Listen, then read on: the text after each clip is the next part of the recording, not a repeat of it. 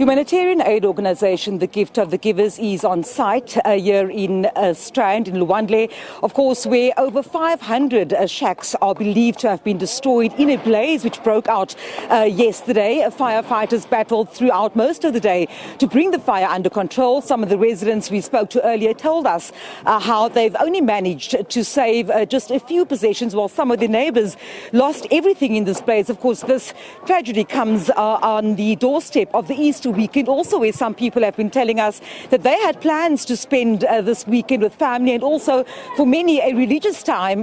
Those plans now scuppered as they try their best to rebuild their lives. I'm joined now by Ali Sablé from The Gift of the Givers. Ali, good afternoon to you. Of course, you were on site practically as the fire still ravaged parts of this informal settlement yesterday, and you have returned today with humanitarian aid. You have been kept busy, not the first fire, certainly not the last, if one sort of looks at the trends in terms of weather conditions, extreme heat and also windy conditions around the Western Cape this time of year.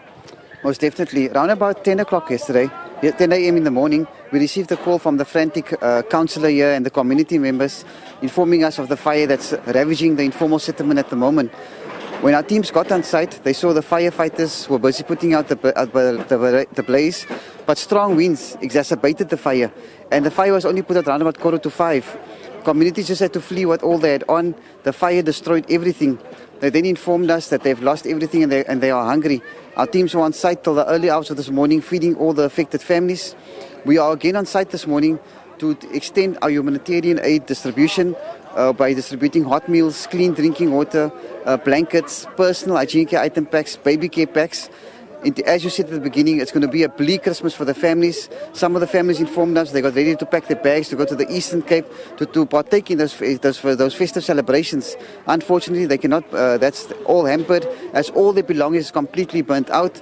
But it's been a busy few days for the Gift of the Givers team.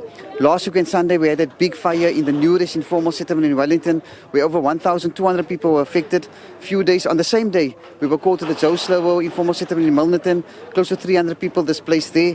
Then there was the accident in Langa, where the water pipes burst, flooding over 300 homes. Our teams are currently on site there as well, and this is the current fire we are dealing with. We will be here for the next few days. We don't foresee these people be able to rebuild in the next few days. Because that's the question. Many people that we've spoken to have said to us that they are waiting building materials, and we also know that fire debris like this does indeed pose a threat, especially if the wind picks up. At this stage, I know that you're busy with that humanitarian aid at a nearby hall. What happens to people who cannot get under shelter by this evening? That was a concern raised with the council at the moment. He has said, unfortunately, they cannot accommodate them in community halls. We have asked them if they could go take places of refuge, either by family or friends. But we see people are scared to do so because they're scared of losing their plots.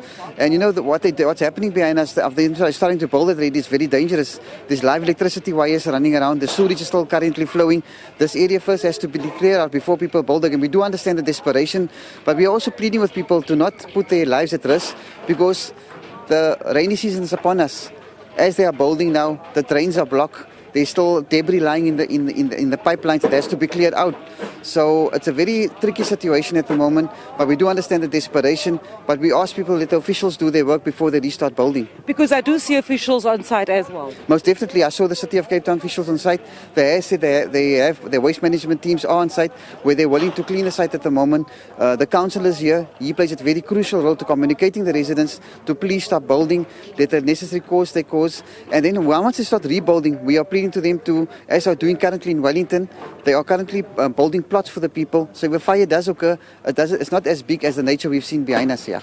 Because a big problem, Ali, which we've seen over and over again, is also how people build when they rebuild after fires. Very narrow alleyways. Nothing can really get through when there's an emergency like a fire. Most definitely, Vanessa. Sometimes the fire department inform us when you guys go there, speak to the people, because they are building sometimes on top of fire hydrants. Sometimes the pipes of the fire trucks cannot even come through the trucks as well, because people have built on top of each other. Like today, this informal settlement you will find that when you come here in the next few days, it is totally complete danger the way they've built this, the structures. So the council and the community plays a crucial role in terms of encouraging people when the next disaster occurs, which we hope it doesn't, that at least there can be safety measures where the damage is not so huge. About 500 shacks destroyed. Am I correct when I say that, or homes in this case? The council is still currently busy with those lists. He has informed us of the high number. We are hoping that figures can filter through, because besides the aid gift of the givers is providing, that figures is crucial for government in terms of, number one, delivering the starter kits and other humanitarian aid that follows the social grants, etc. So hopefully, on Fridays, Easter Friday, in some instances, some departments are closed. So tomorrow is a crucial day in submitting those figures for that aid to flow through. Alisa Blay, thank you so much for speaking to us. Of course, they're from the humanitarian aid organisation, Gift of the Givers, just giving us a summary of the situation here at the Nkanini informal settlement in Lwandle in Strand, where the devastating fire really has left hundreds of people homeless at this point in time, and of course saying that it will be crucial for the numbers to be verified by tomorrow ahead of the Easter long weekend to ensure that those who have been affected receive some immediate help as they need to rebuild their structures here in Lwandle in Strand.